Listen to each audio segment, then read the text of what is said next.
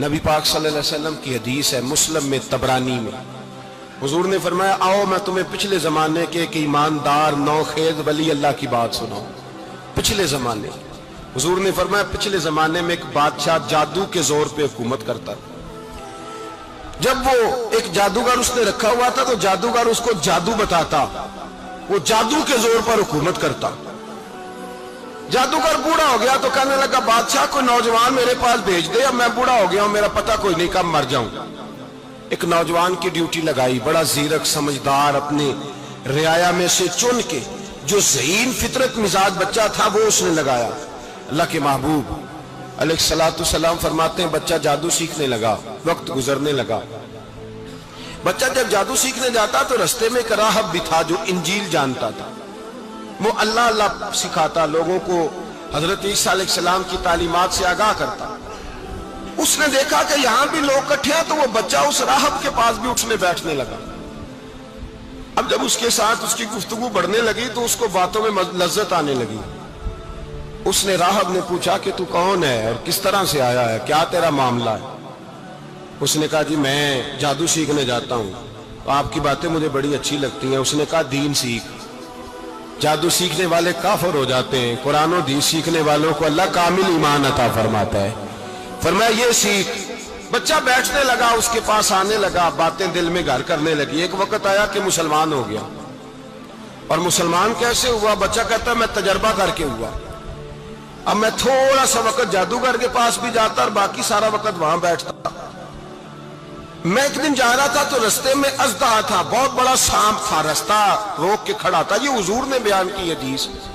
نبی پاک صلی اللہ علیہ وسلم فرماتے ہیں بچہ کہتا ہے کہ رستے کے اندر سانپ ہے، رستے بند ہے، لوگ چھتوں درختوں پہ چڑھے ہیں، راش ہے۔ کہتے چھوٹا سا روڑا میں نے اٹھایا تو میں نے کہا اللہ اگر جادوگر سچا ہے تو اسے مار دے۔ چھوٹا سا روڑا میں نے پھینکا، اژدہا کوئی نہ مرا۔ پھر چھوٹا روڑا اٹھایا، میں نے کہا اللہ اگر وہ عالم سچا ہے تو اسے مار دے۔ اب جب میں نے روڑا مارا تو اژدہا مر گیا۔ میرے اندر سے گواہی آئی نہیں دین کی باتیں سچی ہیں، نہیں قرآن کی باتیں اسلام سمجھانے کے لیے عرض کر رہا ہوں، اگرچہ اس دور میں انجیل تھی، اللہ رسول کی باتیں اچھی ہیں۔ کہتے میں مسلمان ہو گیا، اب میں نے راہب کے پاس ہی رہنا شروع کر دیا، جادوگر کے پاس چھوڑ دیا اس بچے نے آنا۔ بادشاہ پوچھتا کہاں زیادہ وقت گزارتے ہو تو وہ بات گول کر دیتا۔ وقت تیزی سے بڑھنے لگا، اللہ نے اس نوجوان میں طاقت پیدا کر دی۔ اب وہ اس کے اندر اللہ نے توانائی روحانیت پیدا کر دی، ابھی جوان ہے، 14-15 سال عمر ہے۔ اللہ نے اب جو بیمار بھی آتا وہ دعا کرتا تو اللہ صحت عطا کر دیتا، جو بھی آتا۔ بادشاہ کا ایک درباری تھا، بادشاہ کو پنکھا جلتا تھا، وہ اندھا ہو گیا، کوئی ایسی تکلیف آئی کہ نابینا ہو گیا، بڑے علاج کرائے، شفا نہیں ہوئی۔ کسی نے اس بچے کا پتہ بتایا کانوں میں، اس کے پاس گیا تو بچہ کہنے لگا شفا تو ہو جائے گی پر کلمہ پڑھنا پڑے گا، مسلمان ہونا پڑے گا، جس پیغمبر کا میں غلام ہوں تجھے بھی بننا پڑے گا، دین پہ عمل کرنا پڑے گا، اللہ شفا دیتا ہے۔ اس نے کہا تو مجھے کلمہ پڑھا، مجھے شفا دے، میں تیار ہوں۔ اس نے کہا شفا تو اللہ دیتا ہے۔ اس نے اللہ تبارک و تعالیٰ کا ذکر کر کے دعا مانگی، یہ مسلم شریف میں حدیث ہے، طبرانی میں موجود ہے۔ اللہ نے اسے شفا دی، اس نے کلمہ پڑھنا شروع کر دیا۔ یہاں ایک نقطہ لکھا ہے ہمارے علماء نے، کہتے ہیں جب اللہ ولایت عطا کرتا ہے نا تو یہ سفید بالوں والے کا حصہ نہیں ہوتی۔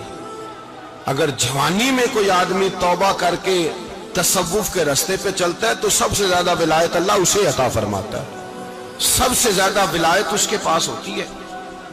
ابھی اس کے بال کالے ہیں، چڑھتی جوانی ہے، دعا کی تو اللہ نے، اور حدیث پاک میں موجود ہے کوڑے آتے تو شفا یاب ہو جاتے، اندھے آتے تو شفا یاب، برس والے آتے تو اللہ سے دے، جوان ہے۔ بادشاہ کے پاس وہ واپس گیا، وہ جو آدمی جس کی آنکھیں ٹھیک ہوئی تھی۔ بادشاہ نے پوچھا کہ کیسے شفا ملی؟ تو کہنے لگا میرے رب نے شفا دی۔ بادشاہ سجدے کراتا تھا، اپنے آپ کو منواتا تھا، معاذ اللہ، کہنے لگا میرے علاوہ کون رب ہے؟ اس نے کہا وہی رب ہے جس نے تجھے پیدا کیا ہے، اور وہی رب ہے جس نے مجھے اندھے کو آنکھیں دی ہیں، وہی ہے میرا مالک۔ کہا اچھا تو مجھے نہیں مانتا؟ کہا نہیں میں اپنے رب کو مانتا ہوں۔ بادشاہ نے اسے سزا دی، ستایا، اس نے بچے کا پتہ بتایا، پھر بچے کو بلا کے ستایا تو اس راہب کا پتہ بتایا، راہب بھی قتل ہو گیا، نابینا بھی قتل ہو گیا۔ बादशाह ने कहा सिपाहियों से इस बच्चे को ले जाओ और पहाड़ की चोटी पे जाके नीचे फेंको ताकि मर जाए। बच्चा पहाड़ की चोटी पे गया तो हाथ उठा के कहने लगा, या अल्लाह मेरे लिए नहीं अपने लिए, मेरे लिए नहीं अपने लिए इन्हें अपनी कुदरत के जलवे दिखा। मेरे लिए नहीं, अल्लाह के बंदे अपनी जान बचाने की दुआएं नहीं मांगते, अपने लिए इन्हें अपनी कुदरत के जलवे दिखा। ये दुआ मांगी, जितने लोग साथ आए थे वो सारे जमीन पे गिरे और सब मर गए, पहाड़ से गिर के मर गए। बच्चा वापस सीधा बादशाह के पास कहने लगा, लो भाई मेरे रब ने मुझे बचा लिया है। जवान का ईमान देखो, मेरे रब ने मुझे, बोलो मेरे अल्लाह ने मुझे ईमान की गवाही दे रहा है, मैं बच गया हूं, तू झूठा है, मेरा रब सच्चा है। उसने कहा ले जाओ इसको दरिया में, कश्ती में बिठाओ, बीच दरिया के जाके धक्का दे दो। बैठे कश्ती में, दरिया के बीच गए और जब जाके वहां उसको धक्का देने लगे तो उसने कहा, अल्लाह मेरे लिए नहीं अपने लिए इन्हें अपनी कुदरत के जलवे दिखा। बस एक तूफान सा आया, जितने सिपाही साथ आए थे डूब के मर गए। वो बच्चा उठा और सीधा फिर बादशाह के पास, उसी के पास कहने लगा, लो भाई मेरे रब ने मुझे बचा लिया है, तेरे पास आया हूं। वो कहने लगा, तू क्या मुसीबत मेरे गले पड़ गई है, कैसे जान छूटेगी? तो बच्चा कहने लगा, अगर तू मुझे बांधे दरख्त के साथ और सारे मुल्क को बुलाए, लोगों को इकट्ठा करे, फिर तू मुझे तीर मारना, मैं तुझे बताऊंगा कैसे मारना है, मैं मर जाऊंगा। अल्लाह का बंदा नौजवान, ईमान देखो, मरने के तरीके बता रहा है, मैं तुझे बताऊंगा मैं कैसे मरूंगा। ये बात कही, बादशाह ने सारा मजमा जमा किया, मुल्क सारा बाहर आ गया, दरख्त के साथ बांध दिया। कहने लगा, भाई लोगों ये मुझे मारना चाहता था, मार नहीं सका, अब मैं इसे बताने लगा हूं कि मैं कैसे मरूंगा। इसे कहो जब तीर मारे तो साथ मेरे रब का नाम भी ले, मैं अपने रब के नाम पे जान दूंगा, ईमान की पुख्तगी में अल्लाह के नाम पर जान दूंगा। इसे कहो रब के नाम पे मारे, मर जाऊंगा।